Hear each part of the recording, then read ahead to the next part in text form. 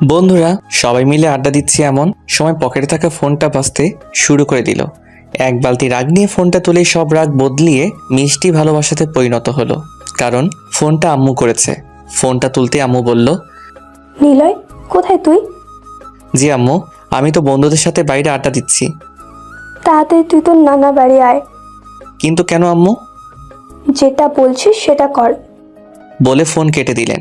কী বার করা, বন্ধুদের সাথে আড্ডা মাটি করে নানু বাড়ির উদ্দেশ্যে রওনা হলাম। কিন্তু মাথায় একটা জিনিস কিছুতেই ঢুকছে না। কাল রাতে আম্মু আর আব্বু মিলে নানুর বাসায় গেছে, জিজ্ঞাসা করাতেও কিছু বলে নাই। আর এখন হুট করে জরুরি তলব, এসব ভাবতে ভাবতে নানু বাসায় চলে আসলাম। বাসায় গিয়ে আম্মু বলে ডাকাতেই আম্মু রাফির রুম থেকে বেরিয়ে আসলেন। আম্মু, কি হয়েছে? তোমাকে দেখে এত চিন্তিত দেখাচ্ছে কেন? সেটা পরে বলিস, এখন আমার সাথে চল। কোথায় আম্মু? রাফির রুমে। ঠিক আছে চলো। রাফি আমার মামাতো ভাই, অনেক ভালো আর আমার থেকে 1 বছরের ছোট। কিন্তু রাফি কি করলো? ওর তো পরীক্ষা হচ্ছে। একরাশ চিন্তা নিয়ে রাফির রুমে যেতেই দেখলাম সবাই ওই রুমে বসে আছে, সাথে ডক্টর। আম্মু, রাফির কি হয়েছে? কাল রাত থেকেই ও কেমন যেন করছে। পরে যখন তোর মামা ডক্টরকে ফোন দিয়ে বাসায় আনে, তখন ডক্টর বলে রাফি নাকি এখন মানসিকভাবে অসুস্থ।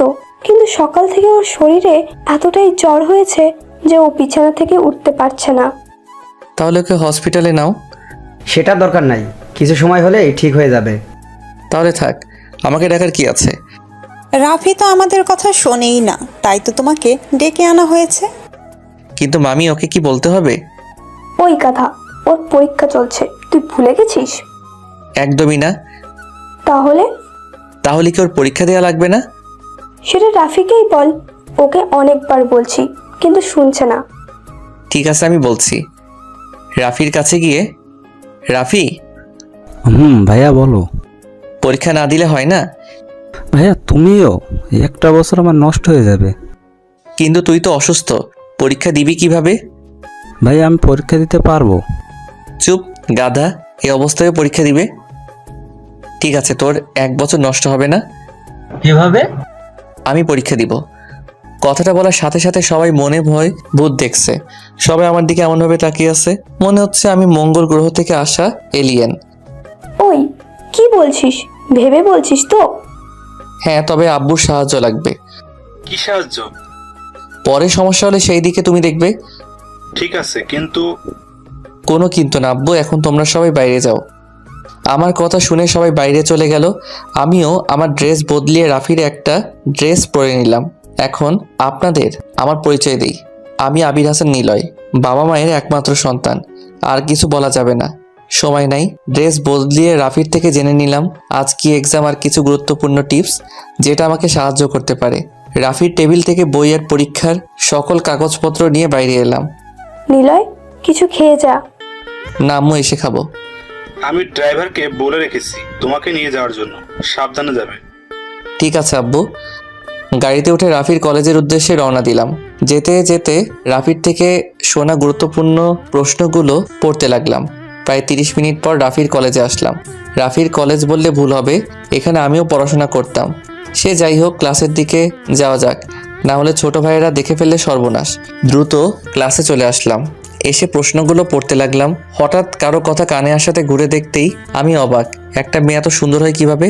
দেখতে অনেক বাচ্চা বাচ্চা লাগছে, সাথে চোখে একটা চশমা। সবকিছু জাস্ট ওয়াও। মনে মনে রাফিকে হাজার হাজার বার ধন্যবাদ দিচ্ছি। এই যে এতক্ষণ ধরে ডাকছি, শুনতে পাচ্ছেন না? হা করে কি দেখছেন? কিছু না, আপনি এই সিটে কি করেন? পরীক্ষা দেওয়ার জন্য বসে আছি। এখানে তো অন্য এক ছেলে পরীক্ষা দিচ্ছে, আপনি কেন? পরীক্ষা শেষ হওয়ার পরে বলি। না, আমায় এখন বলুন। প্লিজ এখন বিরক্ত করো না। 100 বার করব। এই মেয়ে, বলছি না পরীক্ষার পরে বলবো, এখন চুপচাপ বসে থাকো। কাঁদো কাঁদো মুখ নিয়ে হ্যাঁ সূচক উত্তর দিল। প্লিজ মন খারাপ করো না, আমি আসলে তোমাকে ধমক দিতে চাইনি। তোমার গণিত পরীক্ষার বিষয়ে সর্বোচ্চ পয়েন্ট কত? 85। আমি তোমাকে 95 পাইয়ে দিব যদি তুমি কাউকে কিছু না বলো। আমার কথা শুনে মেয়েটি আমার দিকে অবাক হয়ে তাকিয়ে রইল। আমি সেদিকে খেয়াল না করে প্রশ্নগুলো পড়ে স্যারের টেবিলে বইটা জমা দিয়ে দিলাম। কিছুক্ষণ পর স্যার এসে খাতা দিতে লাগলো। আমার কাছে আসতেই, নিলয় তুই? ভাই প্লিজ এখন কিছু বলো না, পরীক্ষা শেষ হলে সব বলবো। ঠিক আছে। খাতা নিয়ে লিখতে যাব, তখনই দেখি আমার পাশে বসা মেয়েটা আমার দিকে অবাক হয়ে তাকিয়ে আছে। হয়তো জানতে চাই কে আমি, আর কেনই বা স্যারকে ভাই বললাম। কিছু বলবে? না। তাহলে লেখো, আর কিছু না পারলে আমার থেকে শুনে নিবা, ঠিক আছে? হ্যাঁ। পরীক্ষার প্রায় 2 ঘন্টা হয়ে এসেছে, কিন্তু এর মাঝে মেয়েটি একবারও কিছু জিজ্ঞাসা বা শুনে নেই। হয়তো ভালো ছাত্রী। রাফির কিছু বন্ধু আমার দিকে অবাক হয়ে তাকিয়ে আছে, কারণ তারা সবাই আমাকে চেনে। লাস্ট প্রশ্নটা লিখতে যাব, কিন্তু হঠাৎ করে মেয়েটির দিকে চোখ পড়ল। লেখা বাদ দিয়ে মন খারাপ করে বসে আছে। আমি আবার কি করলাম? আমি তো কিছু করিনি, তাহলে পরীক্ষায় লেখা বাদ দিয়ে বসে থাকার কারণ কি? কিছু বলতে যাব, তার আগেই কলমের হেড কামড়াতে লাগলো। মেয়েটির এমন অবস্থা দেখে না হেসে পারলাম না। ইন্টার 2য় বর্ষের মেয়ে হয়েও বাচ্চাদের মতো করছে, এতটাই মায়াবী লাগছে, মন চাইছে পরীক্ষা রেখে দিয়ে মেয়েটির দিকে তাকিয়ে থাকি। মেয়েটির মায়াবী রূপ দেখে যখন আমি ভাবনার জগতে চলে গেছি, ঠিক তখন মেয়েটির কথা শুনে ভাবনার জগৎ থেকে বের হলাম। হাসছেন কেন? তেমন কিছুই না, মন চাইলো তাই হাসলাম। কত মার্ক কমপ্লিট করছো? 65। তাহলে বসে আছো কেন? লেখো তাড়াতাড়ি। আর মনে পড়ছে না। আপনি যদি ধমক না দিতেন তাহলে আরো করতে পারতাম। আল্লাহ গো, এই মেয়ে কি বলে? আমার জন্য নাকি সে লিখতে পারছে না। তারপর হুট করে মনে পড়ে গেল মেয়েটিকে বলেছিলাম 95 মার্ক পাইয়ে দিব। এত কিছু না ভেবে মেয়েটির খাতা নিয়ে নিলাম। আরে আপনি আমার খাতা নিচ্ছেন কেন? লিখে দিব তাই। জীবনেও না। আমি আপনাকে আমার খাতা দিব না, দিচ্ছি না। কি হচ্ছে এসব? চুপ করো। সরি স্যার, তুই যদি এখন খাতায় লিখতে না দাও তাহলে আবার ধমক দিব। আমার কথা শুনে মেয়েটি চুপ হয়ে গেল। আমার আর 10 মার্ক আছে, এটা তুমি কমপ্লিট করে দাও। আমি তোমাকে সব বলে দিচ্ছি কেমনভাবে কি করতে হবে, ঠিক আছে? জি। আমি আর কথা না বাড়িয়ে লেখা শুরু করলাম। লিখতে লিখতে হাত ব্যথা হয়ে গেছে। আর আপনারা ভাবছেন আমি এত লিখছি কিভাবে? সেটার কারণ হলো এর আগেও এই পরীক্ষা দিছি, সাথে আমি ইন্টার থেকে A+ পেয়েছি। যদিও আমি একটু ফাজিল, কিন্তু পড়াশোনা করি। পরীক্ষা প্রায় শেষ, ওয়ার্নিং বেলটাও পড়ে গেছে। হঠাৎ মেয়েটি আমাকে বলল, আর কত লিখবেন? সময় প্রায় শেষ, আমার খাতা আমাকে দিয়ে দিন। আমি আর কোনো কথা না বলে তাকে খাতা দিয়ে দিলাম, কারণ আমার 30 মার্ক করা শেষ। যেটা ওয়াদা দিছিলাম সেটা রেখেছি। হনুমান। কিছু বললে আমাকে? কই না তো। ও ঠিক আছে। পরীক্ষা শেষ, বাইরে এসে ইকবাল ভাইয়ের সাথে কথা বলছি, এমন সময় মেয়েটি আমার সামনে দিয়ে চলে যাচ্ছিল। আমি আর ইকবাল ভাইয়ের সাথে কথা না বলে মেয়েটির পিছু নিলাম। মেয়েটি যে একটু ডেকে কথা বলবো সেটাও হয়ে ওঠেনি, কারণ মেয়েটির নাম এখনো জানি না। এই মেয়ে দাঁড়াও। কাছে গিয়ে, এই যে মিস কানা, এতক্ষণ ধরে ডাকছি, কথা কানে যায় না?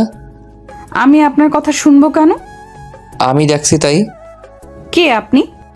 তোমার হবু স্বামী। কি? আমার সাথে চলো। না, আপনার সাথে আমি কোথাও যাব না। বলছি না চলো। বললাম তো যাব না। আর একবার না বললে আবার দিব। থাপ্পড় খাওয়ার পরে মেয়েটি গালে হাত দিয়ে মাথা নিচু করে দাঁড়িয়ে আছে। সাথে কিছু ছেলে মেয়ে আমাদের দিকে তাকিয়ে হাসছে, যেটা দেখে আমার খুব বিরক্তি লাগছিল। তাই সবাইকে উদ্দেশ্য করে বললাম, যদি কারো থাপ্পড় খাওয়ার ইচ্ছা না থাকে তাহলে সবাই এখান থেকে চলে যা, না হলে সবাইকে পিটাবো। আমার কথা শুনে সবাই চলে যেতে লাগলো। মেয়েটির দিকে তাকাতেই মনের ভিতরে চিনচিন ব্যথা অনুভব করলাম, কারণ মেয়েটি কান্না করছে। তার থেকেও বড় কথা, মেয়েটির গাল লাল হয়ে গেছে, যা দেখতে খুব খারাপ লাগছিল। মেয়েটি চশমাটা খুলে চোখের জল মুছে দিয়ে বললাম, আমি আসলে মারতে চাইনি। তুমি যদি আমার কথাটি শুনতে তাহলে মারতাম না। এখন চলো। তারপর মেয়েটিকে নিয়ে গাড়িতে উঠালাম। আচ্ছা, তোমার নাম কি? জান্নাতুল মাওয়া, ডাকনাম জান্নাত। বাহ, সুন্দর নাম। তোমার বাসা কোথায়? কলেজের উত্তর পাশে যে একটা ফ্ল্যাট আছে সেটা আমাদের। তোমরা একাই থাকো? না, নিচতলায় ভাড়াটে থাকে। তোমার বাসায় কে কে আছে? আব্বু, আম্মু, ছোট বোন আর আমি। ওয়াও, আমার তাহলে একটা শালিকাও আছে, ভালোই হবে। রাগানোর জন্য বললাম।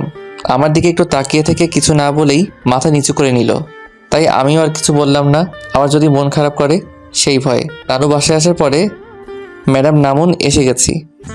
জান্নাত কিছু না বলে নেমে গেল। হয়তো ভাবছে যদি কিছু জিজ্ঞাসা করে আবার যদি মারি, সেই ভয় পেয়ে। ওকে দেখতে কিছুটা ভীতু দেখাচ্ছে, কিন্তু ওর এই মায়াবী রূপ, সাথে মুখে ভয়ের ছায়া, যা আমাকে বারবার ওর মায়ায় জড়িয়ে যেতে সাহায্য করছে। জানি না ওর মধ্যে কি প্রভু কি এমন লুকিয়ে দিছে, কিন্তু আমি খুঁজে পাচ্ছি না।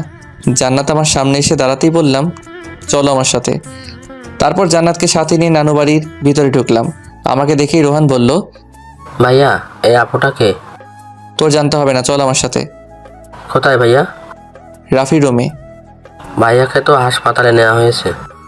কেন?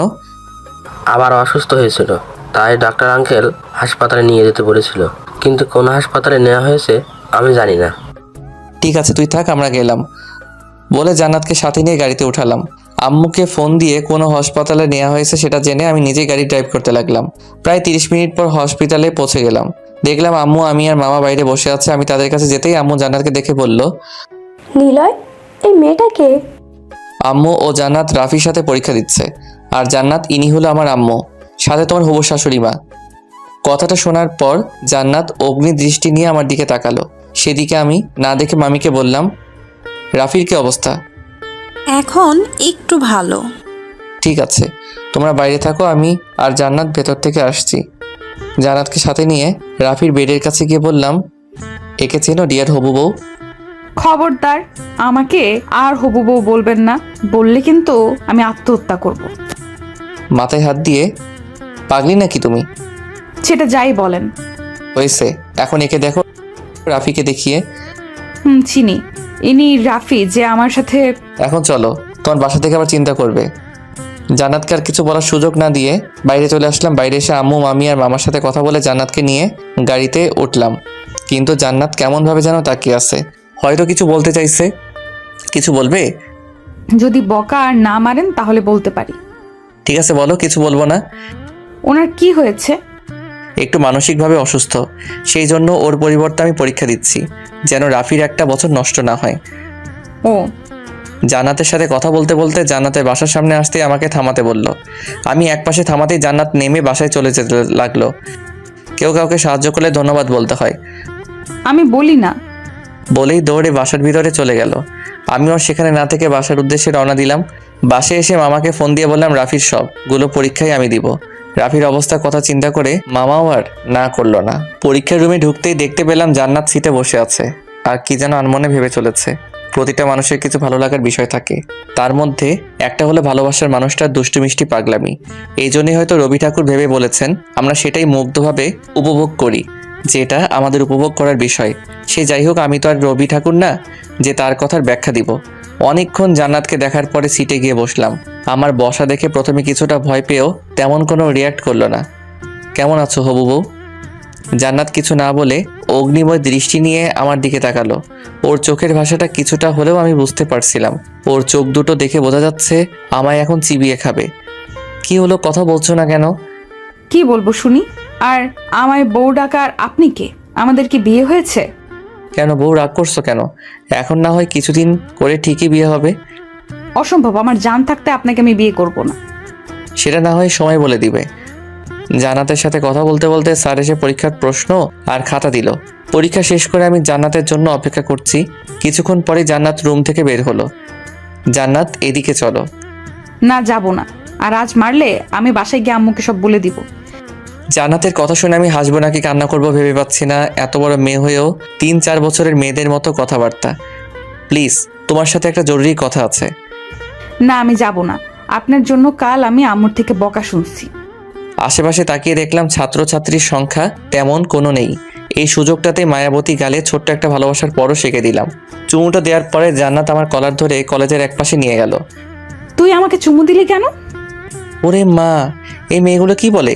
যে মেয়েকে কেউ ধমক দিলে চুপ হয়ে যায় সেই কিনা রেগে কথা বলছে, সেটাও আবার তুই করে। অবশ্যই এরকমভাবে কথা বলাটাই স্বাভাবিক, কারণ অপরিচিত কেউ এভাবে চুমু দিলে রাগ করাটাই সাজে। কিন্তু হবু বউটাকে অনেক রূপবতী লাগছে। রাগ করলে জান্নাতকে রাগলে এতটা রূপবতী লাগে না। দেখলে হয়তো জীবনের অনেক বড় একটা জিনিসের অপূর্ণতা রয়ে যেত। জান্নাতকে দেখে মনটা চাইছে জড়িয়ে ধরে একটু আদর করি। কি হলো, হাবলার মতো দাঁড়িয়ে আছিস কেন? তাছাড়া কি করব? ওই হারামি বাদর, কালো বিড়াল, হনুমান, তুই আমাকে চুমু দিলি কেন সেটা বল। তুমি কি এগুলো আমাকে বলছো? তুই ছাড়া এখানে কেই বা আছে? ছি, এভাবে কি কেউ হবু বরকে বকা দেয়? কে হবু বর? কেন আমি? আর একবার যদি বাজে কথা বলিস তাহলে গলা চেপে ধরে তোকে মেরেই ফেলবো। তোমার লজ্জা করে না এভাবে কাউকে মারতে? শালা লুচু, তোর লজ্জা লাগে না আমাকে চুমু খাস? আমি তো আমার... তোর পায়ে পড়ি প্লিজ, আর বউ বলিস না। ঠিক আছে, আজ আর বলবো না। তারপর আর কোনো কথা না বলে জান্নাত চলে গেল। আমিও বাসায় চলে আসলাম। বাসায় এসে দেখে আম্মু বসে আছে। আমাকে দেখে, একটা সত্যি কথা বলবি?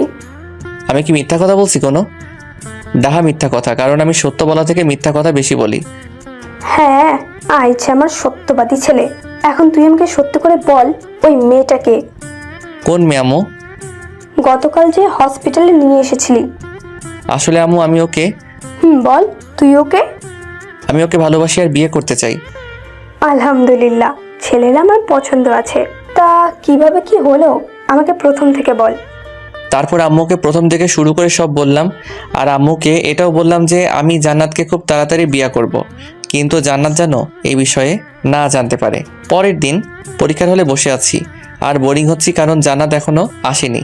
তাই চোখ বন্ধ করে নিচের দিকে তাকিয়ে আছি। কিন্তু হঠাৎ পাশে কাউকে অনুভব করলাম। তাকিয়ে দেখলাম জান্নাত বসে আছে। কিন্তু আজ একটু মন খারাপ লাগছে, যে কেউ আজ জান্নাতকে দেখে বলে দিবে আজ ওর মন খারাপ। জান্নাত, তোমার কি মন খারাপ? কি হলো বলো? আজ জেরি অ্যাক্সিডেন্ট করেছে। জেরিকে?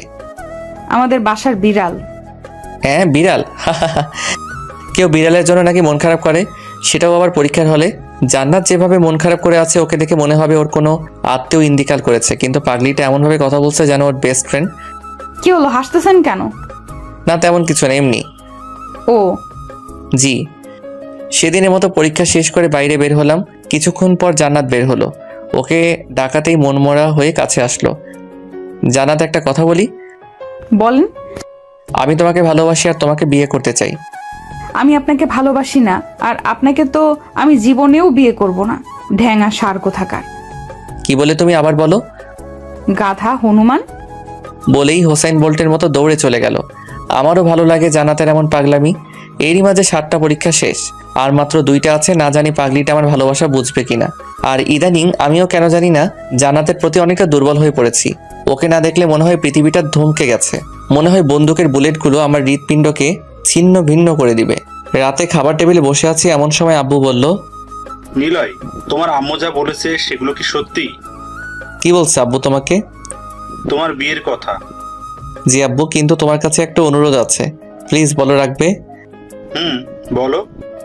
আমি যে জান্নাতকে বিয়ে করছি এটা ওকে বলবে না, সেটার জন্য তুমি যা ইচ্ছা করো। কিন্তু নিলয়। আব্বু, আমি কোনো কিন্তু শুনতে চাই না। আর আম্মু, তুমি তো কিছু বলো। ঠিক আছে, আমি আর তোর আব্বু মিলে জান্নাতের বাবা মায়ের সাথে কথা বলবো। এখন তুই জান্নাতের বাসার ঠিকানা বল। তারপর জান্নাতের বাসার ঠিকানা দিয়ে এসে পড়াশোনা করে ঘুমিয়ে গেলাম। পরের দিন পরীক্ষার জন্য যেতে একটু দেরি হয়ে যায়। হলে গিয়ে দেখলাম জান্নাত সিটে বসে আছে। কি করো? আপনার চোখ নেই? আরে রাগ করছো কেন? জান্নাত, একটা কথা জিজ্ঞেস করি। কি? আমি তোমাকে সত্যি ভালোবাসি আর আমি তোমাকে বিয়ে করতে চাই। আপনার কি কোনো কথা কানে যায় না? আমি আপনাকে কতবার বলবো আমি আপনাকে ভালোবাসি না, আর আমার প্রাণ থাকতে আমি কোনো দিন আপনাকে বিয়ে করব না। কেন করবে না? তো সাহস কি করে হয় আমাকে স্পর্শ করার, ছোট লোক জানোয়ার? আমি বুঝতেই পারিনি জান্নাত এরকম কোনো কাজ করবে। আশেপাশে তাকিয়ে দেখলাম সবাই আমার দিকে অবাক হয়ে তাকিয়ে আছে। রাফির কিছু বন্ধু যারা আমাকে চেনে তারা আমার দিকে আসতে চাইলেও হাত দিয়ে বারণ করি যেন তারা না আসে। জান্নাতের চোখের দিকে তাকাতেই বুকের ভিতরে ব্যথা অনুভব করলাম। মনে হচ্ছে কেউ আমার হৃৎপিণ্ডতে আঘাত করেছে, কারণ জান্নাতের চোখ থেকে যখন তখন বৃষ্টি নামতে পারে। জান্নাতের এমন অবস্থা দেখে ওকে রাগান্বিত করার জন্য প্রস্তুত হলাম। যদিও থাপ্পড়টার ব্যথা এখনো করছে, তারপরও ভালোবাসার মানুষকে খুশি করতে লাগলাম। আমি জানি তুমি এখন কান্না করবে, জানি তো তুমি ছিচকাদনে। কে বলেছে তোকে? তোমার চোখ। চোখ কি কথা বলতে পারে? মজা নিস আমার সাথে? আর একবার যদি আমায় রাগাতে আসিস তাহলে তোর খবর আছে। যেভাবে থাপ্পড় মারছো এরপরেও কিছু করবে? সরি। কেন গো বউ? তোকে আমি কিছু করার আগে স্যার এসে হাজির, যার জন্য বেঁচে গেলাম। না হলে হয়তো আবার একটা থাপ্পড় খেতে হতো। বউটাকে শান্তশিষ্ট লাগলেও ঠিক সেরকম না। যেভাবে থাপ্পড় দিচ্ছে আমার বাপের জন্ম মনে হয় এত জোরে থাপ্পড় খাইনি। সেদিনের মতো পরীক্ষা শেষ করে বাসায় চলে আসলাম। ফ্রেশ হয়ে আম্মাকে ডাকলাম। কি রে, মন খারাপ নাকি? না আম্মু। তাহলে কি কিছু বলবি? কিছু বলার ছিল। তাহলে বল। আম্মু, তুমি তো জানো আমি জান্নাতকে কতটুকু ভালোবাসি। হ্যাঁ জানি তো, আমার পাগল ছেলেটা আমার ছেলের বউকে অনেক অনেক ভালোবাসে। কিন্তু আম্মু, জান্নাত আমাকে বুঝতেই চায় না। কেন বুঝতে চায় না সেটার কারণ জিজ্ঞাসা করেছিস কখনো জান্নাতকে? কি জিজ্ঞাসা করব, শুধু থাপ্পড় দেয়। আম্মু তুমি হাসছো কেন? তো নয়তো কি করব? তোর মতো ফাজিল ছেলেকে থাপ্পড় মারে কি কম কথা? আম্মু ঠিক আছে, এখন বল আমাকে কি করতে হবে। কিছু টিপস দাও। তারপর আম্মুর থেকে কিছু টিপস নিয়ে ঘুমিয়ে গেলাম। পরের দিন অর্থাৎ শেষ পরীক্ষা দিতে কলেজে চলে আসলাম। পরীক্ষার হলে ঢুকতে দেখতে পেলাম জান্নাত আজ অনেক হাসি খুশি। মনে মনে সৃষ্টিকর্তাকে হাজারবার ধন্যবাদ দিলাম, কেননা আম্মুর থেকে কিছু টিপস কাজে লাগাতে হবে। জান্নাতের কাছে যেতেই আমাকে অবাক করে দিয়ে জান্নাত বলল, আপনার সাথে আমার কিছু কথা আছে। বলো। না এখন না, পরীক্ষা শেষ হলে বলবো। জান্নাতকে এত হাসি খুশি দেখে আমারও কেন জানি না অনেক ভালো লাগছিল। তাই জান্নাতকে বললাম ঠিক আছে। পরীক্ষা শেষ করে বাইরে দাঁড়িয়ে আছি, এমন সময় জান্নাত এসে আমার সামনে দাঁড়ালো। বলো কি বলবে? অনেকটা আগ্রহ প্রকাশ করে কথাটি জিজ্ঞেস করলাম। আমার বিয়ে ঠিক হয়ে গেছে। কি তুমি আমাকে মিথ্যা বলছো, তাই না? আপনাকে মিথ্যা বলে আমার কি লাভ? বরং আমার তো আরো ভালো লাগছে। আপনি আমার পিছু নেওয়া বাদ দিবেন, আমাকে আর জ্বালাতে পারবেন না, আমার সাথে আর কথা বলবেন না। এক কথায় আমি এখন অনেক খুশি। জান্নাতের কথাগুলো কেমন যেন বুকের বাঁ পাশে এসে খুব জোরে জোরে আঘাত করছিল। তাই ওকে কথা থামতে বলে আমি বাসায় চলে আসলাম। জান্নাতের কথা শুনে যতটা খারাপ লাগছিল তার থেকেও দ্বিগুণ রাগ হচ্ছিল আব্বু আম্মুর প্রতি। বাসায় এসে ইচ্ছা মতো সবকিছু ভাঙতে শুরু করে দিলাম। এটা অবশ্য নতুন না, এর আগেও অনেকবার ভেঙেছি। আজ একটু বেশি রাগ হচ্ছিল, কারণ তারা আমার সব কথা রাখে, কিন্তু আজ কেন তারা আমার একটা চাওয়া পূরণ করতে পারলো না। এসব ভাবতে ভাবতে যখনই দেয়ালে থাকা আমার একটা ছবিতে বাড়ি দিছি, অমনি ছবিতে থাকা কাচ এসে হাত কেটে দিল, যার জন্য আর কিছু ভাঙতে পারা বয়ে উঠলো না। নিজেকে অনেক দুর্বল লাগছিল। কাটা হাত নিয়ে কখন ঘুমিয়ে গেছি নিজেও জানি না। যখন ঘুম ভাঙলো দেখলাম আব্বু আম্মু আমার পাশে বসে আছে আর হাতে ব্যান্ডেজ করা। যখনই উঠতে যাব তখন আব্বু বলল, কি হয়েছে তোমার? এমন পাগলামো করছো কেন? কি হলো বল, কেন করছিস এমন? আব্বু আমি তোমাদের কাছে কি চেয়েছিলাম? কি চেয়েছো? আর তুমি চেয়েছো আমরা দেইনি, এমন কি জিনিস আছে? জান্নাত। জান্নাতে কি হয়েছে? জান্নাতের বিয়ে ঠিক হয়ে গেছে। কি? তার মানে তুই জান্নাতের বিয়ের কথা শুনে এসব ভাঙচুর শুরু করেছিস? হ্যাঁ, তাছাড়া কি করব? নীলয়ের মা, আমি শিওর তোমার ছেলে পাগল হয়ে গেছে। মানে কি বলতে চাইছো তুমি? ঠিকই তো বলছে, তুই একটা পাগল। আম্মু চুপ, তুই জানিস জান্নাতের কার সাথে বিয়ে ঠিক হয়েছে? না। আরে গাধা, তোর সাথেই জান্নাতের বিয়ে ঠিক হয়েছে, সেটাও সামনের মাসের 3 তারিখে। কিন্তু জান্নাত যে বলল। তুমি নিজেই তো বারণ করছিলা যেন আমরা কেউ জান্নাতকে না জানাই। আব্বু আম্মুর কথা শুনে মন চাইছে এখনই লুঙ্গি পরে ড্যান্স শুরু করি, কিন্তু আব্বু আম্মু পাশে থেকে কিছু করতে পারলাম না। আব্বু আম্মুকে জড়িয়ে ধরে হাজারবার চুমু খেলাম, সাথে কিছু পাম মারলাম। আম্মু আমাকে খাইয়ে দিয়ে চলে গেল। আমিও ভাবতে লাগলাম বিয়ের পর জান্নাতকে কিভাবে জ্বালাতন করা যায়। আমাকে কষ্ট দিয়া তুমি হাড়ে হাড়ে টের পাইবা শোনাবো। দেখতে দেখতে আমাদের বিয়ের দিনটাও কাছে চলে এলো। কাল আমাদের বিয়ে, সাথে জান্নাতকে জ্বালাতন করার প্রথম দিন শুরু হবে। আমাকে কি বলেছিলে আমাকে এই জীবনেও বিয়ে করবে না? এবার বুঝবা শোনা আমি কি করতে পারি। রুমের ভিতরে আনমনে এসব ভেবে চলেছি। পুরো বাসা হইচইতে মেতে আছে। রাফিও এখন অনেক সুস্থ, আর সবার আনন্দ করাটাও স্বাভাবিক। দেশের নামকরা বিজনেসম্যান, এয়ার কোম্পানির এমডি স্যারের ছেলের বিয়ে বলে কথা। রাফি এসে ডাকাতে ওর সাথে ছাদে গেলাম, দেখলাম সব হারামি বন্ধুরা বসে আছে। কিরে শালা, ভাবিকে তো পেয়েই গেলি। কেন, আমার কি পাওয়ার কথা ছিল না? তুই চাওয়ার পরও পাবি না এমন জিনিস আমার মনে হয় পৃথিবীতে তৈরি হয়নি। তারপর ওদের সাথে অনেকক্ষণ আড্ডা দেওয়ার পরে রুমে এসে ঘুমিয়ে গেলাম। পরের দিন আম্মুর ডাকে ঘুম ভেঙে গেল। ঘুম থেকে উঠে ফ্রেশ হয়ে নিচে গেলাম। আরে নিলয় বাবু যে, কি খবর? আমার তো বিন্দাস, তোর কি খবর?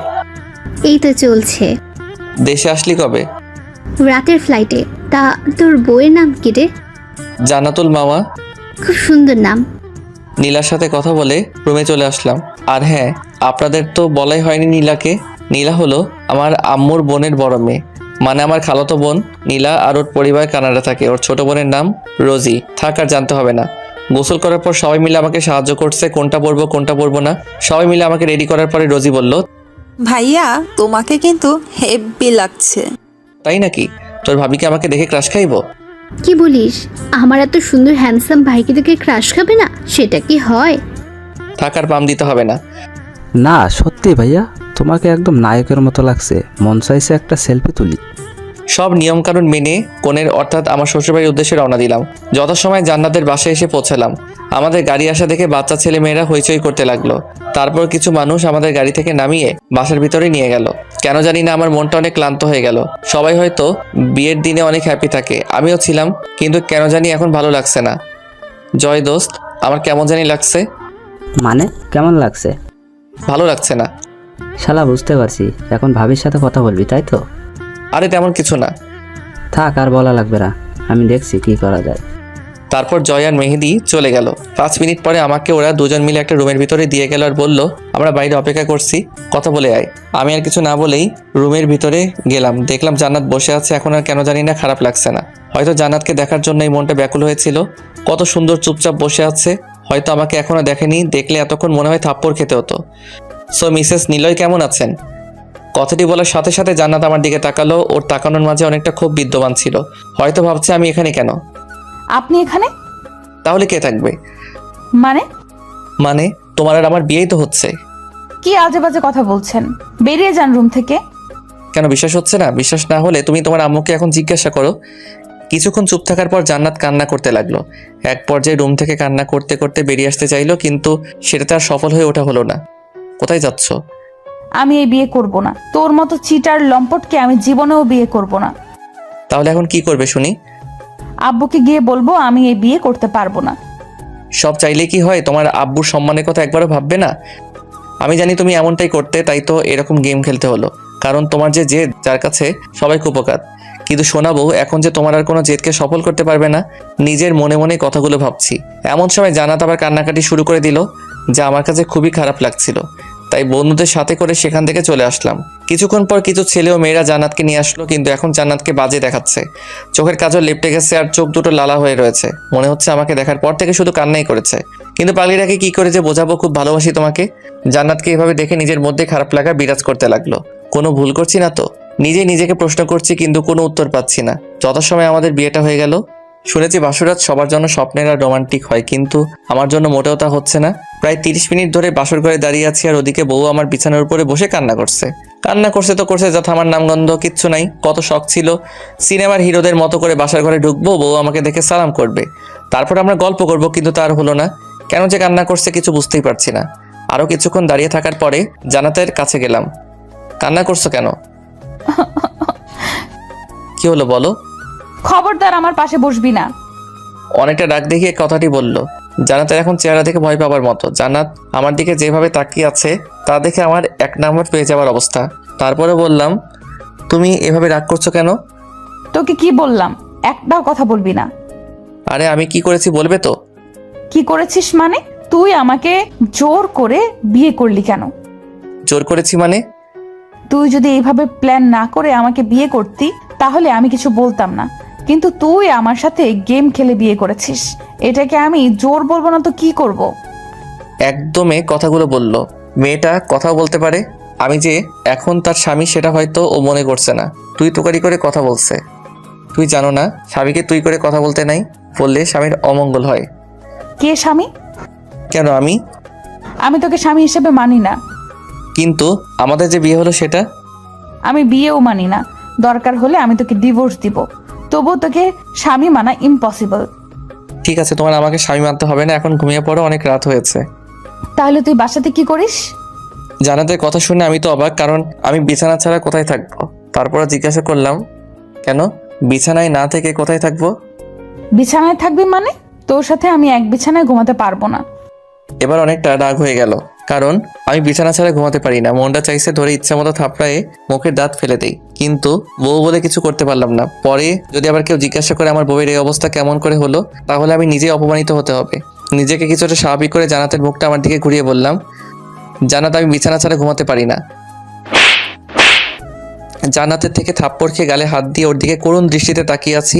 থাপ্পড় দেওয়ার পরে জান্নাত আবার বলতে শুরু করলো, বিয়ে হয়েছে বলে আমার কাছে স্বামীর অধিকার খাটাতে আসবি না, না হলে ভালো হবে না।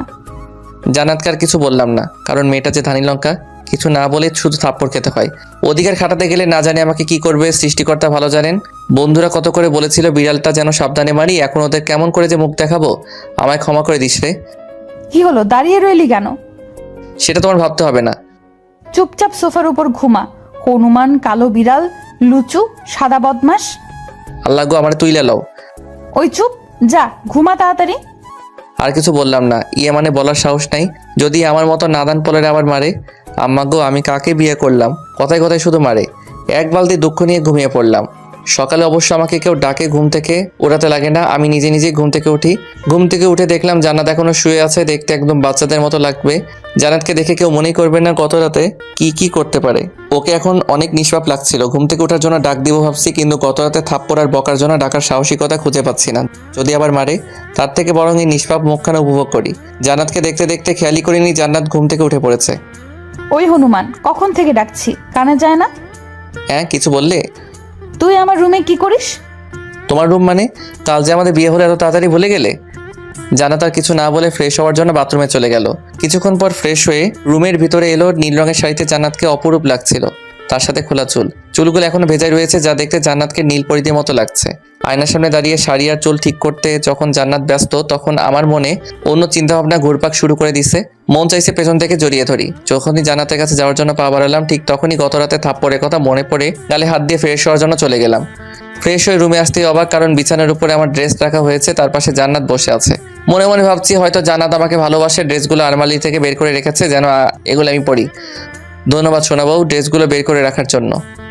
বয়ে গেছে আপনার ড্রেস বের করা?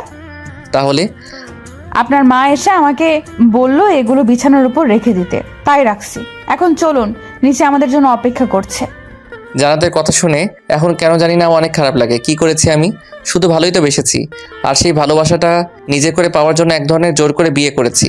কিন্তু আমি তো ওকে অনেক বেশি ভালোবাসি, কেন বুঝতে চাই না। নিজের মনকে শান্ত করে উত্তর দিলাম, তুমি যাও, আমি আসছি। দুজনকে একসাথে যেতে বলেছে। ঠিক আছে, তুমি একটু অপেক্ষা করো, আমি রেডি হয়ে নিচ্ছি। তারপর ড্রেসটা পরে নিচে চলে এলাম। সবার সাথে কিছুক্ষণ কথোপকথন করে নাস্তা করে রুমে চলে এলাম। কিছুক্ষণ পরে জান্নাত এসে বলল, বিকেলে আমাদের নিতে আসবে। তো আপনি কি যাবেন? হ্যাঁ যাব। হনুমান কোথাকার, কোনো কিছুতেই না বলে না। কি বললে? কিছু না। বউটাও হয়েছে, কখনো তুই আবার কখনো আপনি, না জানি মাথার কোন তার কাটা। শান্তশিষ্ট থাকা তো অনেক কিউট লাগলেও একদমই কিউট না, পেতনি একটা। সর্বদা শুধু বকার মার খেতে হয়। বিকেলে জান্নাতের বাসা থেকে কিছু মানুষ এসে আমাকে আর জান্নাতকে সাথে করে নিয়ে গেল। জান্নাতের বাসার সবাই মিশুক হলেও আমি তাদের মতো না, কেমন যেন সবার সাথে কথা বলতে আমার লজ্জা লাগে। এরই মাঝে জিতু, জান্নাতের ছোট বোন, বয়স আনুমানিক 7 বা 8 হবে, আমার কাছে এসে বলল, দুলাভাই, আপনার কি মন খারাপ? কই না তো। আপনি কারোর সাথে কথা বলছেন না, তাই জিজ্ঞাসা করলাম। না জিতু, আমি আসলে তোমাদের সবার মতো মিশুক না, তাই এখানে বসে আছি। ও, এখন চলেন, রাতের খাবার খাওয়ার জন্য আপনাকে ডাকছেন, সবাই অপেক্ষা করছে। ঠিক আছে চলো। তারপর জিতুর সাথে নিচে গিয়ে রাতের খাবার খেয়ে রুমে চলে আসলাম। আর এখানে শুরু হলো আরেক সমস্যা, কারণ জান্নাতের রুমে কোনো সোফা নেই। কি আর করা, ফ্লোরে ঘুমাতে হবে, কারণ থাপ্পড় খাবার থেকে ফ্লোরে ঘুমানো শতগুণ ভালো। ফ্লোরে বিছানা পারছি, এমন সময় জান্নাত এলো। কি হলো, কি করছেন? বিছানা পারছি। কেন? ঘুমাবো তাই। তোমার রুমে তো আর সোফা নেই যে সোফাতে ঘুমাবো, আর থাপ্পড় খাওয়ার ইচ্ছা নেই, তাই এখানে বিছানা করছি। Good boy. তারপর আর কোনো কথা না বলে ঘুমিয়ে গেলাম। সকালে ঘুম থেকে উঠতেই কণ্ঠটা কেমন যেন গম্ভীর লাগছে, মনটা খারাপ করে বসে আছি। এমন সময় জান্নাত রুমে এলো। কি হলো, বসে আছেন কেন? যান, ফ্রেশ হয়ে নিচে আসুন, সবাই অপেক্ষা করছে। জান্নাতকে কোনো কথা না বলে বাথরুমে ফ্রেশ হতে চলে গেলাম। অন্যদিকে জান্নাতের কথা, কি ব্যাপার, নিলয় আমাকে কিছু বললো না কেন? আমি কি ওর সাথে খারাপ ব্যবহার করছি? কিন্তু এখন তো কিছুই করিনি, তাহলে কিছু বললো না কেন? পরক্ষণেই জান্নাতের মনে পড়ল গত 2 দিন যাবৎ আমার সাথে কেমন ব্যবহার করছে। কিন্তু নিলয় তো আমাকে কিছুই বলে না, বরং সে নিজেই আমাকে রাগানোর জন্য কথা বলে, যেন আমি খুশি হয়ে থাকি। কিন্তু আমি ওর সাথে যা করছি সেটা কি ঠিক করছি? না না, এটা কখনো ঠিক হতে পারে না। আমি কিছুদিন পরেই নিলয়ের থেকে মাফ চেয়ে কাছে টেনে নেব, কিন্তু এত সহজে আমাকে হার মানা চলবে না। রুমের মধ্যে জান্নাত আনমনে একা একা কথা বলছে। জান্নাতকে দাঁড়িয়ে থাকতে দেখে জিজ্ঞাসা করলাম, তুমি দাঁড়িয়ে আছো কেন? আপনার কণ্ঠটা এমন লাগছে কেন? না তেমন কিছু না। আপনি বলবেন না নাকি থাপ্পড় দিব? এত মারতে চাও কেন? শুধু শুধু মারে, এবার মারলে আমি কিন্তু কান্না করব। যেটা বলছি সেটা বলেন, এত কথা বলেন কেন? কিছুক্ষণ চুপ থাকার পরে বললাম, আসলে গত রাতে ফ্লোরে ঘুমানোর জন্য মনে হচ্ছে একটু ঠান্ডা লাগছে, তবে সেরে যাবে। সেরে যাবে মানে? আর আমাকে বলতে পারেননি ফ্লোরে ঘুমালে আপনার সমস্যা হবে? বাসর ঘরেই বলেছিলাম, হয়তো শোনোনি। ঠিক আছে, আপনি বসে থাকেন, আমি খাবার নিয়ে আসছি। বাপ্পা, এত কেয়ার স্বামী হিসেবে মেনে নিলে নাকি এখনই? জি না, আপনি এখন আমাদের বাসায়, তাই আপনার কিছু হলে আপনার আব্বু আম্মু আমাকে ছেড়ে কথা বলবে না, তাই কথাটা বললাম। জান্নাত আর কিছু না বলে রুম থেকে চলে গেল। আমি ড্রেস পরে বিছানায় বসে আছি, তখন আম্মু কল করলো। হ্যাঁ আম্মু, বলো, কেমন আছো? আমি ভালো আছি, কিন্তু তোর গলা কেমন যেন শোনাচ্ছে। এই হলো মা জাতি, ছেলের কিছু হলেই জেনে যাবে। সৃষ্টিকর্তা মনে হয় সকল মাকে সন্তানদের মনের কথা আর অবস্থা বোঝবার ক্ষমতা দিয়ে দিয়েছেন। এমন মা জাতিকে জানাই হাজার হাজার সালাম। কি হলো, কথা বলছিস না কেন? হ্যাঁ আম্মু, বলো। তোর কোনটা এমন শোনাচ্ছে কেন? আসলে আম্মু, নতুন বাসা তো, তাই হয়তো ঠান্ডা লাগছে। তুমি চিন্তা করো না, ঠিক হয়ে যাবে। ঠিক আছে, ওষুধ খেয়ে নিস। আম্মু। এখন রাখছি, পরে কথা হবে। ঠিক আছে আম্মু। আম্মুর সাথে কথা বলে ফোনটা বিছানাতে রাখতে না রাখতেই জান্নাত প্রশ্ন করলো, কে ফোন করেছিল? আরে তুমি কখন এলে? আমি যেটা প্রশ্ন করেছি সেটা আগে বলেন। গার্লফ্রেন্ড ফোন করেছিল। আম্মু বলছিলেন কাকে? হনুমান? জানার পরেও জিজ্ঞেস করো কেন? হয়েছে, আর বলতে হবে না। এখন খাবারটা খেয়ে ওষুধটা খেয়ে নিন। আর হ্যাঁ, বিকেলে আমরা ঘুরতে বেরোবো। ঠিক আছে। তারপর খাবার খাওয়ার পরে ওষুধটা খেয়ে নিলাম। ভালো না লাগার জন্য আবার ঘুমিয়ে গেলাম। ঘুম থেকে উঠে ফ্রেশ হয়ে ঘুরতে বের হলাম। আমি, জান্নাত আর আমার একমাত্র শালিকা জিতু। জান্নাতের থেকে জিতু হাজার গুণে ভালো। শালার বউটা কথায় কথায় ঝাড়ি আর বকা দেয়, আর শালিকা কত সুন্দর করে কথা বলে। যদি জান্নাতের জায়গায় জিতু থাকতো কত ভালোই না লাগতো। মনে মনে বকা দিচ্ছেন? মানে কাকে বকা দিব? তাহলে চুপচাপ আছেন কেন? কোথায় চুপচাপ আছে? দুলাভাই তো আমার সাথে কথা বলছে, বরং তুমি নিজেই তো আমাদের সাথে কথা বলছো না। জিতু, তুই থাপ্পড় চিনস? জিতু তো ঠিকই বলছে, আর এসব বাদ দাও। তারপর আরও কিছুক্ষণ ঘোরাঘুরির পরে বাসায়, মানে শ্বশুর বাসায় চলে এলাম। রাতের খাওয়া দাওয়া শেষ করে ঘুমানোর জন্য ফ্লোরে বিছানায় পারছি। এমন সময় জান্নাত রুমে এলো। কি করছেন? এই তো বিছানা পারছি। আমার তো বিছানায় ঘুমানোর কপাল নেই। ঢং দেখলে আর বাঁচি না। বিছানা পারতে হবে না, আপনি এখন থেকে বিছানাতেই ঘুমাবেন। আর তুমি কোথায় ঘুমাবে? আপনার সাথেই। জান্নাতের কথা শুনে মনে হচ্ছে আমি কিছুক্ষণের জন্য মঙ্গল গ্রহে চলে এসেছি। মনটা চাইতেছে এমনি লুঙ্গি ড্যান্স দেই। এত খুশি হওয়ার প্রয়োজন নেই, মাঝখানে কোলবালিশ থাকবে। আর ভুলেও যদি আমার কাছে আসেন তাহলে আপনার খবর আছে, মনে থাকে যেন।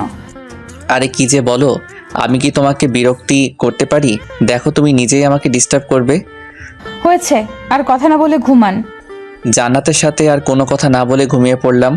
সকালে যখন ঘুম ভাঙলো অনুভব করলাম আমার বুকের উপর কিছু একটা আছে। চোখ খুলতেই আমার চোখ কপালে ওঠার মতো অবস্থা। জান্নাতের মাথা, সেটাও আবার আমার বুকের উপর। এ যেন রবার্ট ব্রুসের মতো। আনন্দ লাগছে, মনে হচ্ছে আমি অনেক বড় কিছু জয় করে নিয়েছি।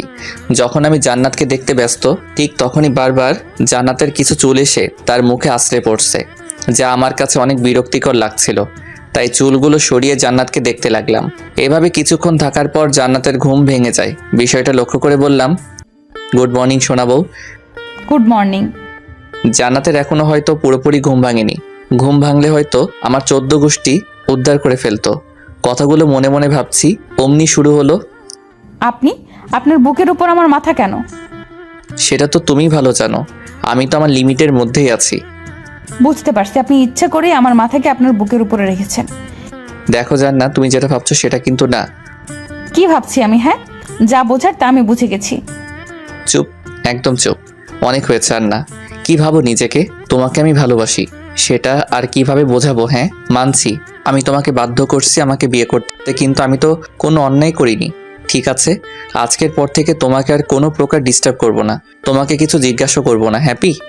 কথাগুলো অনেক কষ্ট করে বললাম, কিন্তু আমারই বা কী বা করার আছে? কিছু না জেনে খারাপ বলার কোনো মানে আছে? জান্নাতের দিকে লক্ষ্য করলাম, দেখলাম মেয়েটা কান্না করছে। ওর চোখের জল কেন জানি না আমার খারাপ লাগার মধ্যে একটা।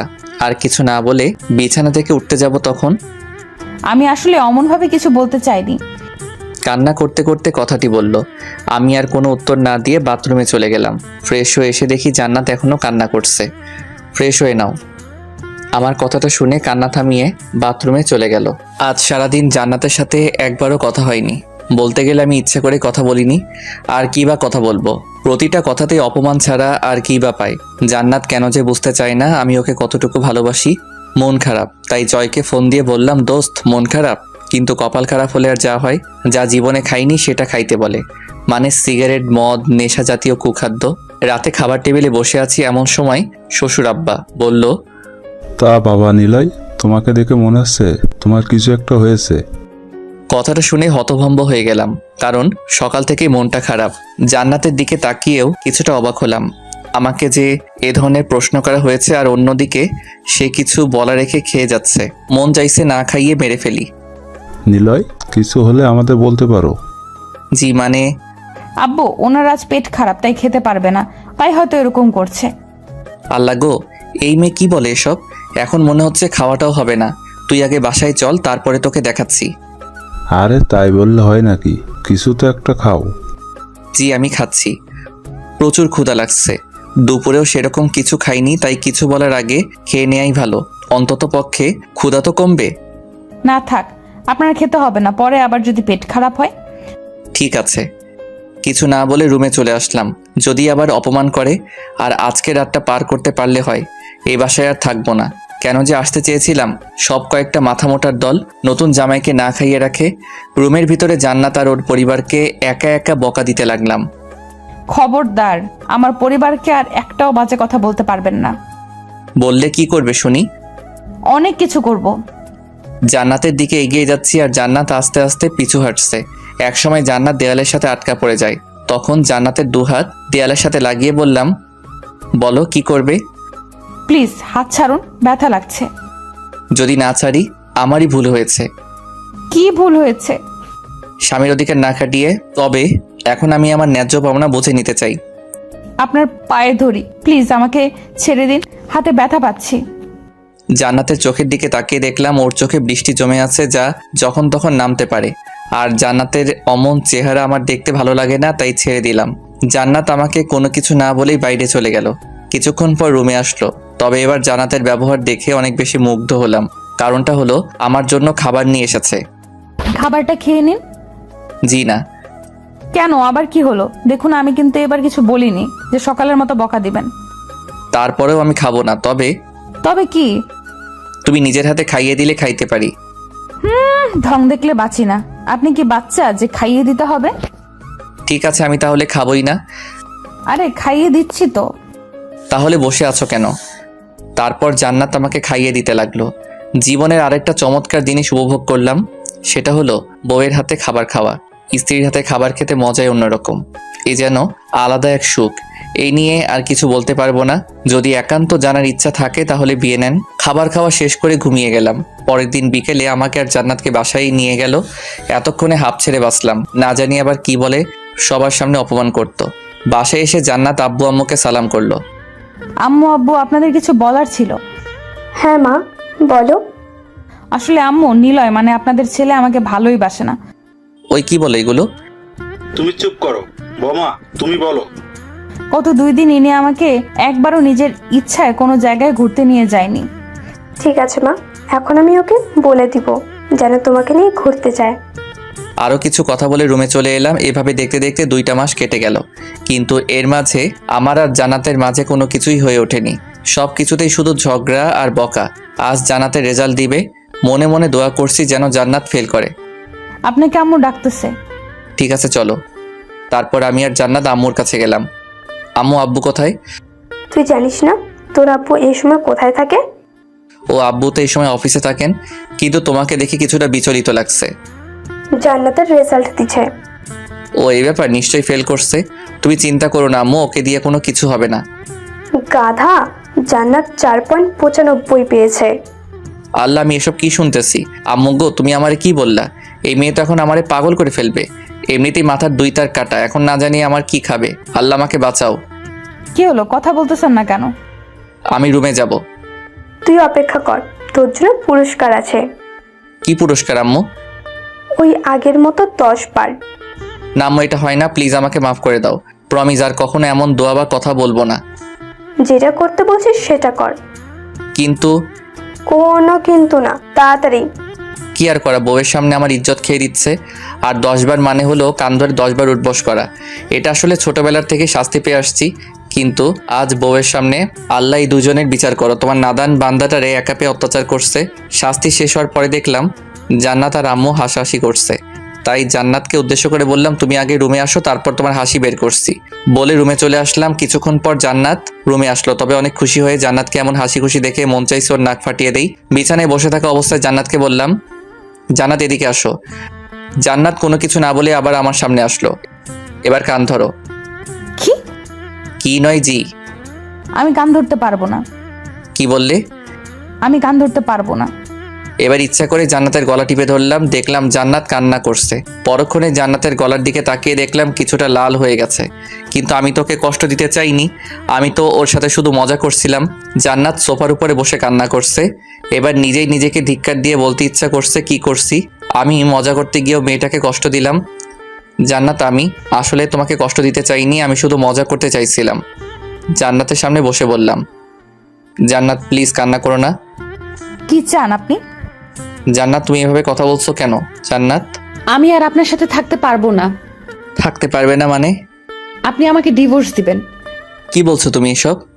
আমি ঠিকই বলছি। বলে চোখ মুছতে মুছতে রুমের বাইরে চলে গেল। কি হচ্ছে এসব আমার সাথে?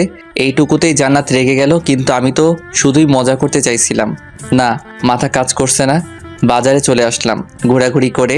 রাত 12টার সময় বাসায় গেলাম। কলিং বেল বাজাতেই আম্মু দরজা খুলে দিল, সাথে শুরু করে দিল, এত রাত অব্দি কোথায় ছিলি? আর তোর ফোন বন্ধ কেন? কি হয়েছে? না কিছু না।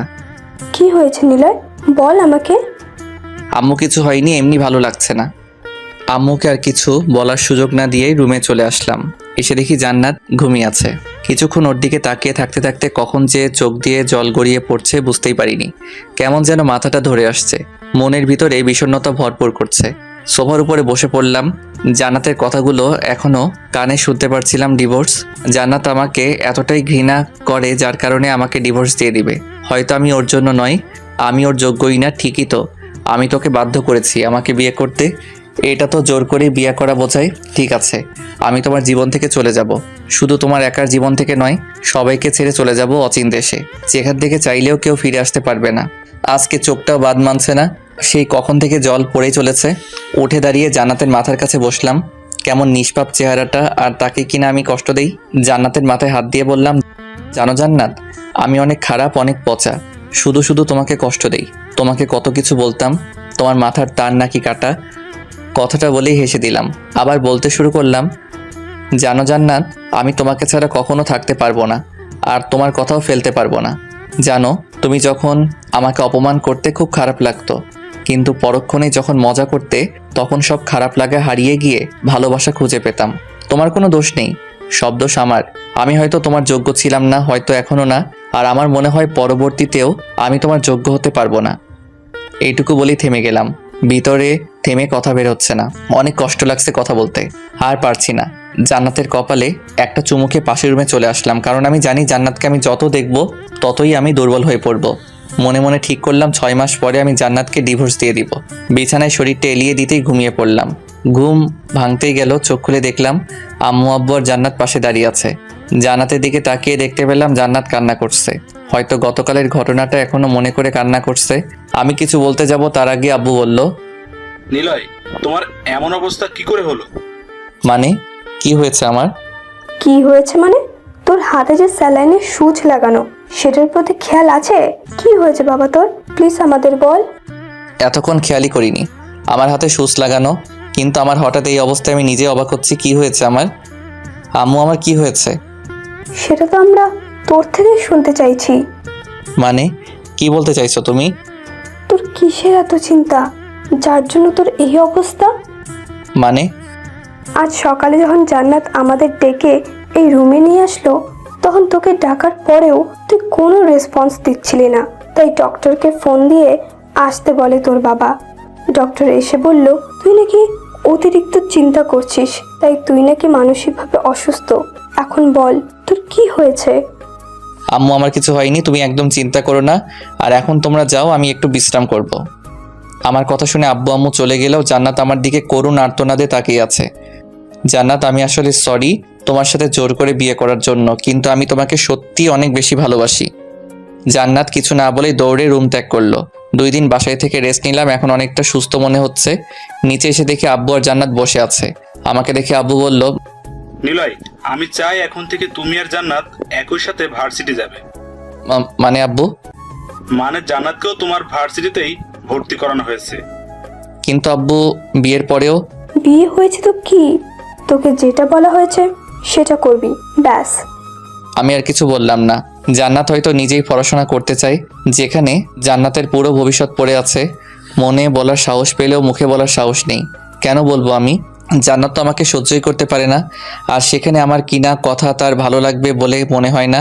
আব্বু আমার সাথে কথা বলে রুমে চলে আসলাম। পরের দিন ভার্সিটি যাওয়ার জন্য রেডি হচ্ছি, এমন সময় জান্নাত হাতে একটা চিরকুট নিয়ে আমার সামনে এসে দাঁড়ালো। কিছু বলবে? জান্নাত কিছু না বলে হাতে থাকা চিরকুটটা দিয়ে বাথরুমে চলে গেল। জান্নাতের ব্যবহার দেখে অনেক অবাক হলাম। কিছু না ভেবে চিরকুটটি পড়ার জন্য খুলে ফেললাম। লেখা ছিল, একটু অপেক্ষা করুন, আমি রেডি হয়ে নিচ্ছি, তারপর একসাথে যাব। কথাগুলো পড়ে হতাশ হয়ে পড়লাম। আমাকে তুমি এতটাই ঘৃণা করো যার জন্য সামান্য কথাটা অবধি বলতে পারলে না? চিরকুটটা হাতে নিয়ে এসব ভাবছি, এমন সময় জান্নাত এলো। ওকে সাথে করে নিচে গেলাম। আব্বু আম্মুর সাথে কথা বলে ভার্সিটির উদ্দেশ্যে রওনা হলাম। বাসা থেকে ভার্সিটির দূরত্ব কম হওয়ায় তাড়াতাড়ি চলে এলাম। তারপর জান্নাতকে তার রুমটা দেখিয়ে বন্ধুদের কাছে এলাম। সবাই মিলে আড্ডা দিচ্ছি, এমন সময় দেখলাম জান্নাত আমাদের দিকে আসছে। একটু শুনবেন? হ্যাঁ বলো। ওই যে দেখছেন কিছু ছেলে দাঁড়িয়ে আছে। কেন, কি হয়েছে? আমাকে দেখে অনেক বাজে বাজে মন্তব্য করছে। জান্নাতের কথা শুনে মাথায় আগুন জ্বলে গেল। সাকিবের হাতে থাকা স্ট্যাম্প নিয়ে দৌড়ে ছেলেগুলোর কাছে এলাম। ওদের সবাইকে উদ্দেশ্য করে বললাম, ওই মেয়েটাকে কে কি বলেছে? সব ছেলে চুপ হয়ে গেল, কারণ তারা সবাই আমাকে চেনে। আমাকে বললে ভুল হবে, আমার রাগকে চেনে। কিন্তু পাশে থাকা একটা ছেলে বলল, আমি বলেছি, আর মেয়েটা যে হট দেখতে। আর কিছু বলার আগেই স্ট্যাম্প দিয়ে এলোপাতাড়ি মার শুরু করলাম। মারতে মারতে কখন মাথা ফেটে গেছে বুঝতেই পারিনি। জয়, সাকিব সহ আমাকে থামাতে পারছে না। আমার উদ্দেশ্য একটাই, একেবারে মেরে ফেলবো। এমন সময় কে যেন আমার হাতের স্ট্যাম্প ধরে ফেললো। চেহারা না দেখে দিলাম একটা কষে থাপ্পড়। থাপ্পড়টা দেওয়ার পরে যেন আমার শরীর থেকে জান বের হয়ে যাওয়ার অবস্থা, কারণ সেখানে আর কেউ না, জান্নাত ছিল। থাপ্পড় এতটাই জোরে দিছি যার জন্য জান্নাত সেন্সলেস হয়ে গেছে। আশেপাশে তাকিয়ে দেখলাম ভিড় জমে গেছে। জয়, সাকিব, রাহুলকে বললাম, তোরা এই জানোয়ারটাকে দেখ, আমি জান্নাতকে নিয়ে হসপিটালে যাচ্ছি। জান্নাতকে জরুরি বিভাগ থেকে ট্রিটমেন্ট করে নিয়ে বাসায় এলাম। এরই মাঝে 2 দিন আর স্কুলে যাইনি।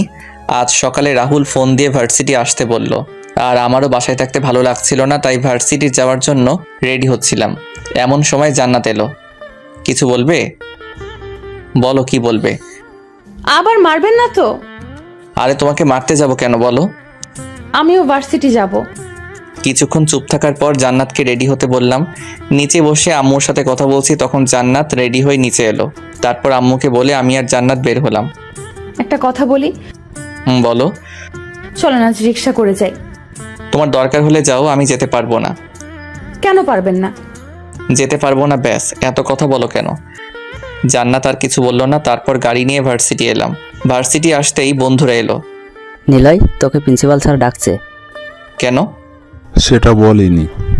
ঠিক আছে, তোরা থাক, আমি আসছি। আরে না, সাথে ভাবিকেও নিয়ে যেতে বলেছে। ঠিক আছে, তাহলে তোরাও চল। তারপর প্রিন্সিপাল স্যারের রুমে ঢুকতে ঢুকতে পেলাম ওই ছেলেটাকে দেখেই মাথায় আগুন জ্বলে উঠলো। মন চাইছে কুপিয়ে হত্যা করি। নিলয়, এদিকে আসো। জি স্যার, বলুন, কি বলবেন? তারপর স্যার সেদিনের ঘটনা বলল। সব কিছু শুনে আমি জান্নাতের দিকে তাকালাম। ওকে দেখে মনে হচ্ছে ওই ছেলেটাকে এখনই মেরে ফেলবে। জান্নাতের কানের কাছে গিয়ে বললাম, ছেলেটার কি করব? ভার্সিটি থেকে কি বের করে দিব? হ্যাঁ, যেন কোনো মেয়ে আর এরকম জানোয়ারদের মুখে বাজে মন্তব্য না শুনতে হয়। আমাদের দুজনের কথা বলে দেখে সাকিব চুপ করতে বলল, তাই আর কোনো কথা বললাম না। নিলয়, এখন তুমি কি চাও? স্যার, ছেলেটা আমার স্ত্রীকে বাজে মন্তব্য করেছে, এর জন্য সে উপযুক্ত শাস্তিও পেয়েছে। কিন্তু সেদিন আমি ছিলাম বলে আর কিছু করতে পারিনি। কিন্তু যদি অন্য কোনো দিন অন্য কোনো মেয়েকে বাজে মন্তব্য করে তাহলে তাদের কি হবে? তাই আমি আর জান্নাত চাই এরকম ছেলেদের আমাদের ভার্সিটি থেকে বের করে দেন। ঠিক আছে, তাই হবে। এখন তোমরা যাও। প্রিন্সিপাল স্যারের রুম থেকে বেরোতেই রিয়ার সাথে দেখা। আরে নিলয়, কেমন আছিস? ভালো, তুই কেমন আছিস? ভালো, চল সবাই মিলে মাঠে গিয়ে আড্ডা দেই। ঠিক আছে, তোরা যা, আমি জান্নাতকে রুমে দিয়ে আসছি। আর শোন, ওই জামরুল গাছটার কাছে গিয়ে বস, তাহলে সুবিধা হবে। সুবিধা মানে? এসে বলছি। তারপর ওদের সাথে কথা না বাড়িয়ে জান্নাতকে ওর রুমে দিয়ে আড্ডা দেওয়ার জন্য চলে গেলাম। এসে দেখলাম সবাই বসে আছে, সাথে কিছু পেতনিও। কি রে শালা, কোথায় থেকে উদয় হইলি? চুপ শালি, তোর লজ্জা করে না এসব বলতে? এ আইসে সাধু, যখন তুই আমাদের বলিস তখন সেগুলো কি হয় শুনি? এই তোরা চুপ করবি? আর নিলয়, তুই আগে বল, এখানে বসে আমাদের কি সুবিধা? আরে তোদের না, শুধু আমার। মানে হলো ওই যে দেখছি রুমটা, ওইটা হচ্ছে জান্নাতের। আর এখানে বসেছি এই জন্যই যেন জান্নাতের রুমটা দেখতে পারি। তাই বল। তারপর সবাই মিলে অনেক আনন্দ করে রুমে চলে এলাম। তারপর সবগুলো ক্লাস করার পর বাইরে জান্নাতের জন্য অপেক্ষা করতে লাগলাম। কিছুক্ষণ পর জান্নাত এলো, কিন্তু জান্নাতকে দেখে মনে হচ্ছে অনেক রেগে আছে। মনে মনে ভাবলাম হয়তো স্যার বকা দিয়েছে, ভালোই হয়েছে, ভার্সিটি আসার শখ মিটে গেছে। কাল থেকে তো আর ভার্সিটি আসবে না, ভালোই হয়েছে। এসব ভাবছি আর মুচকি হাসছি। গাড়ির সামনে এসে জান্নাতকে বললাম, গাড়িতে ওঠো। কি হলো, ওঠো। রিক্সা ছাড়া যাব না। জান্নাতের কথাগুলো শুনে মনটাই চাইতেছে ধরে একটা আছাড় মারি। নিজেকে স্বাভাবিক করে বললাম, রিক্সায় না গেলে হয় না? থাক তুই তোর গাড়ি নিয়ে, আমি চললাম। বলেই সামনের দিকে হাঁটা ধরলো। কি আর করা, ড্রাইভারকে ফোন দিয়ে বললাম ভার্সিটি থেকে যেন গাড়িটা নিয়ে যায়। কথা বলতে বলতে দেখলাম জান্নাত একটা রিক্সায় উঠে পড়েছে। দৌড়ে রিক্সার কাছে গেলাম। যখনই উঠতে যাব তখনই জান্নাত ধাক্কা দিয়ে সরিয়ে দিল। যা বাবা, এখন আবার কি করলাম? আরে এখন আবার এমন করছো কেন? তুই তোর গাড়ি নিয়ে বাসায় যা, এখানে কি করতে আসছস? যা ভাগ এখান থেকে। এই তুমি আমাকে তুই করে বলছো কেন? আমার মুখ আমি বলতে পারি।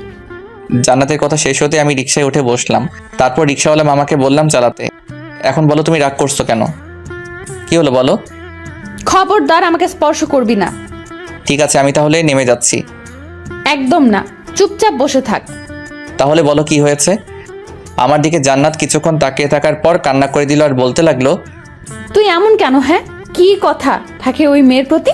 কই, আমার সাথে তো কখনো অনেকক্ষণ বসে থাকিস না, আমার সাথে তো কখনো হেসে হেসে কথা বলিস না, তাহলে ওই মেয়েদের প্রতি তোর কি এমন কথা থাকে যে এত হাসাহাসি করিস? ও এই কথা? আর আমি তো অন্য কিছু ভেবেছিলাম। কি ভেবেছিলেন? কিছু না। তার আগে তুমি বলো, আমি অন্য মেয়ের সাথে কথা বললে তোমার খারাপ লাগে কেন? আমার মানে? আমার না লাগলে কার লাগবে? তার মানে তুমি? হ্যাঁ, আমি তোকে অনেক ভালোবাসি, সেই বিয়ের পর থেকে, কিন্তু বলিনি।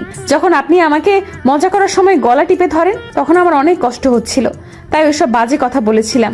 কিন্তু আপনি যখন বাসায় আসছিলেন না তখন অনেক কান্না করেছিলাম।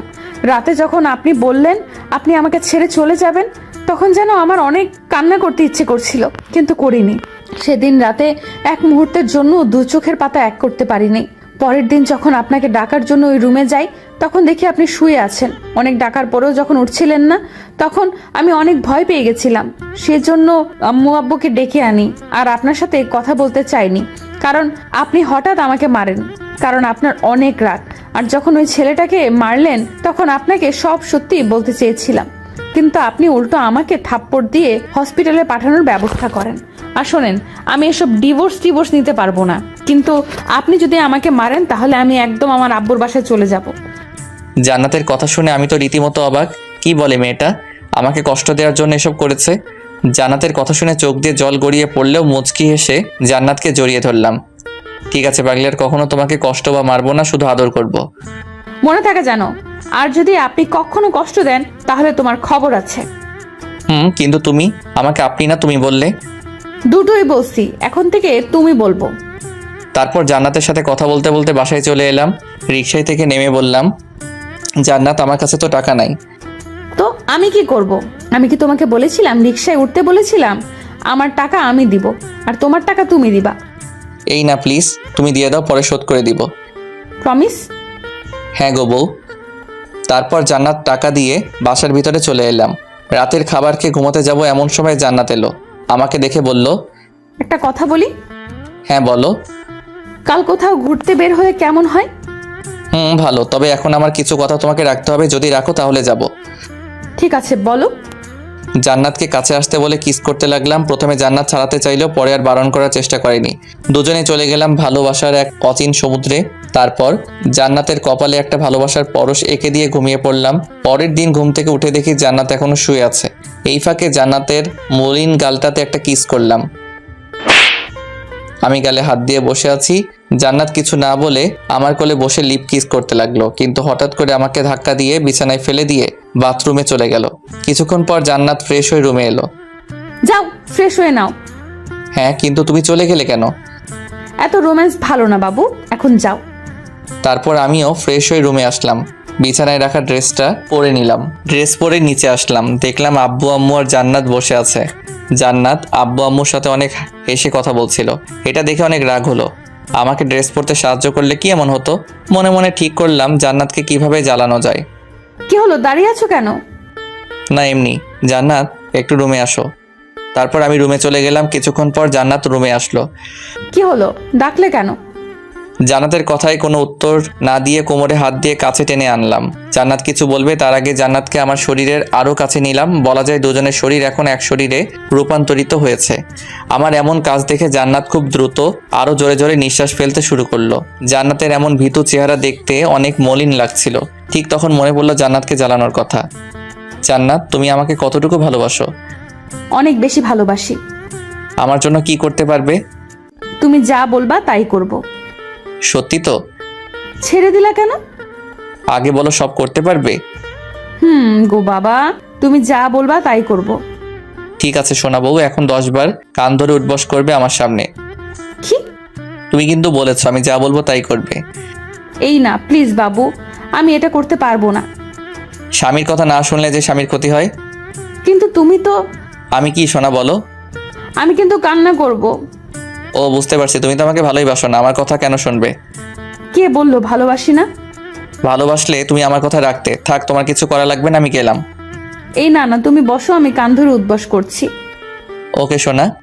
আমি সোফার উপরে বসতেই জান্নাত কান ধরে উঠবস করতে লাগলো। প্রথম 5 বার ভালো করে করলেও তারপর থেকে ওর উঠা বসায় সমস্যা দেখতে পেলাম। আর তাছাড়াও শাড়ি পরে এ ধরনের কাজ করা অনেকটাই দুর্লভ। মোট 8 বারের মতো হয়েছে। তখন জান্নাতকে থামতে বললাম। তারপর আমার কাছে টেনে বসালাম। প্রথমে বসতে চাইছিল না, পরে জোর করে কোলে বসালাম। বাবু, রাগ করছো? না। ঠিক আছে, আর কখন এসব করতে বলবো না। এখন তো একটু হাসো। জানো আমি তোমাকে এটা করাতাম না, কিন্তু তুমি আব্বু আম্মুর সাথে হেসে হেসে কথা বলছিলা, যা দেখে হিংসা হচ্ছিল, তাই এটা। তার মানে তুমি? বলেই আমার বুকে মারতে লাগলো। মেয়েটার হাতে শক্তিও আছে বটে, প্রতিটা মারেই ব্যথা লাগে। জান্নাতকে বুকের সাথে আরো চেপে ধরলাম যেন মারতে না পারে। দেখতে দেখতে আমাদের বিয়ের 6 মাস চলে গেল।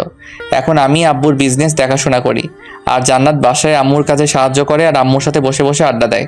অফিসের কাজ শেষ করার পর ড্রয়ার থেকে একটা কন্ট্যাক্ট পেপার নিয়ে বাসায় এলাম। কলিং বেল বাজাতেই জান্নাত এসে দরজা খুলে দিল, কিন্তু আমি কোনো কথা না বলে রুমে চলে এলাম। জান্নাত আমার এমন ব্যবহার দেখে অনেকটা হতভম্ব আর অবাক হওয়ার কথাটাই স্বাভাবিক, কারণ প্রতিদিন বাসায় এসে জান্নাতের সাথে কথা বলি, সেটাও তার প্রশংসা। রুমে এসে গম্ভীর মুখ নিয়ে বিছানায় বসে পড়লাম। জান্নাত তো আমার পিছু পিছু এলো। অফিসে কি কিছু হয়েছে?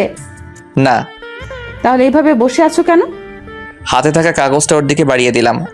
কি এটা? আমাদের ডিভোর্স পেপার। কথাটা শোনার সাথে সাথে জান্নাতের মাথায় যেন আকাশ ভেঙে পড়ল। হাতে থাকা কাগজটা ফ্লোরে পড়ে গেল। জান্নাতের দিকে তাকিয়ে দেখলাম আমার দিকে করুণ চাহনিতে তাকিয়ে আছে।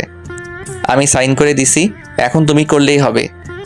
জান্নাত এবার কেঁদে দিল, আর এত জোরে জোরে কান্না শুরু করলো যে নিচ থেকে আম্মু আমাদের রুমে এসে পড়লো। কি হলো মা, কান্না করছিস কেন? আম্মু তোমার ছেলে আমাকে ডিভোর্স দিবে। মানে কি বলছিস এসব? বিশ্বাস না হলে নিলয়ের থেকেই শোনো। নিলয়, জান্নাত এসব কি বলছে? আম্মু, জান্নাত একদম মিথ্যা কথা বলছে। আমি মিথ্যা বলছি তাই না? তাহলে এই কাগজটা কিসের? দেখি, আমাকে দেখতে দে। আম্মুর কাগজটা পড়ে হেসে দিল, সাথে আমাকে বলল, গাধা, তোর বুদ্ধি আছে দেখছি। এটা শুনে জান্নাতের চোখ তো লাল বর্ণ ধারণ করলো। তার মানে আম্মু তুমিও তোমার ছেলের পক্ষ নিয়ে কথা বলছো? না রে মা, নিলয় তো। আম্মু তুমি এখন যাও। আম্মু চলে গেল। এখন তুমি কাগজটা পড়ো। কাগজটা পড়ে হেসে দিল, কারণ কাগজটায় লেখা ছিল, যদি আমাদের মধ্যে কখনো ঝগড়া হয় তাহলে সেটা রাতের মধ্যেই ক্লিয়ার হয়ে যাবে, আর যদি কখনো বিচ্ছেদের কথা ওঠে তাহলে আমাদের মধ্যে যতদিন না অবধি 50টা সন্তান না হয় ততদিন আমাদের বিচ্ছেদ হবে না। তারপর জান্নাত কন্ট্রাক্ট পেপারে সাইন করে দিয়ে আমার বুকে মুখ লুকিয়ে কান্না করতে লাগলো। আরে পাগলি, কান্না করছো কেন? আমি অনেক ভয় পেয়ে গেছিলাম। তুমি এখন প্রমিস করো এমন ভয় আর কখনো দেখাবে না। ঠিক আছে, এই কান ধরে বলছি, এমন কাজ আর দ্বিতীয়বার আর কখনো করব না। হনুমান বর আমার। পাগলি, তারপর রাতের খাবার শেষ করে রুমে চলে এলাম। কিছুক্ষণ পর মহারানীর আগমন হলো, মানে জান্নাত এলো। আচ্ছা শোনো না, কি বলো? চলো আজ ছাদে গিয়ে রাতের আকাশটাকে উপভোগ করি, অনেক ভালো লাগবে। ঠিক আছে চলো। জি না, তুমি আমাকে কোলে করে নিয়ে যাবা। কি, তোমার মতো আটার বস্তাকে কোলে নিয়ে উপরে গেলে আমি একদম উপরে চলে যাব? চুপ গাধাটা, যেটা বলছি সেটা করো। কি আর করা, বউকে কোলে নিয়ে ছাদে উঠতে হলো। ছাদে দোলনা থাকে, দোলনার কাছে গেলাম। আগে জান্নাত দোলনার উপরে বসলো। তুমি আমার কোলে মাথা রেখে শুয়ে পড়ো। না থাক, এত ভালোবাসা দেখাতে হবে না, পুরো মাজাটাই ব্যথা হয়ে গেছে। ঠিক আছে, তাহলে আমি রুমে চলে গেলাম। আরে আরে সোনা বউ, কই যাও? আমি তো শুধু মজা করছিলাম। তুমি বসো আর আমায় আদেশ করো, আর সেগুলো আমি পালন করি, ঠিক আছে? পাগল। আর তুই আমার পাগলি। হনুমান একটা। তুমি যেসব বলো, তোমার লজ্জা করে না? লজ্জা কিসের? আমার বরকে আমি বলবো, তাতে লজ্জা পাওয়ার কি আছে? দরকার পড়লে আরো কিছু বলবো, তোমার কোনো সমস্যা? না, আমার কি সমস্যা হবে? ঠিক আছে, তাহলে আরো বলছি। ডায়নোসর, কালো বিড়াল, হারামি, গুন্ডা, লুচ্চা, বদমাস। আরও কিছু বলবে তার আগেই জান্নাতের মুখটা বন্ধ করে নিলাম। আপনার আবার ভাইবেন না কিস করছি? হাত দিয়ে মুখ চেপে ধরছি যেন আর না বলতে পারে। জান্নাত কিছুক্ষণ চেষ্টা করার পরেও যখন পেরে উঠছিল না, ঠিক সেই সময় হাতে কামড় দেয়। আউচ! কামড় দিলে কেন? 100 বার দিব। তুমি আমার মুখ চেপে ধরে রাখবে আর তোমাকে কিছু বলবো না? এটা কি হয় সোনা? দেখো তো হাত কি হয়ে গেল। ওলি আমার বাবুটেলি। আচ্ছা কাছে আসো, এখন তোমায় একটু আদর করি। না থাক, আমার আদর লাগবে না। আরে আসো তো আগে। থাক, আপনাদের আর জানতে হবে না। আর তাছাড়া আমার লজ্জা লাগছে।